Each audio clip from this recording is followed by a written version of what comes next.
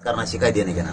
मी कधीही स्पष्टच बोलतो, आजच नाही, त्याविषयी बोललो होतो. माझा राजकारणावर विश्वास नाहीये आणि त्याच्यापासून मग काही गुंतलेला नाही. समाज जर नको म्हणला, नको हो म्हणला तर इतक्या ताकदीने उतरणार की यांनी जसं मला आंदोलनात हलक्यात घेतलं होतं तसं राजकारण सुद्धा हलक्यात नाही घ्यायचं. 2 वेळी सांगितलेलं आहे, गावात जायचं, तालुक्यात जायचं, जिल्ह्यात जायचं आणि एकच विचारायचं, निवडणूक मराठ्यांनी लढायची का आणि अपक्ष सगळ्यात मिळून एकच उमेदवार द्यायचा.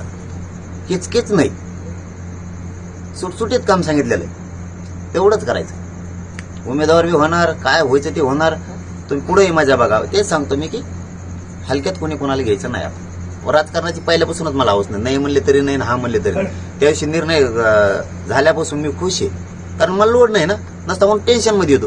कारण राजकारणाचं मला काही वाटतच नाही. माझा जनचळवळीवर विश्वास आहे की निवडणूक होईल नाही तर नाही होणार, पण आरक्षण मात्र मी मराठ्यांना मिळवून देणार, याच्यावरती मी ठाम आहे आणि जनचळवळीवर विश्वास आहे.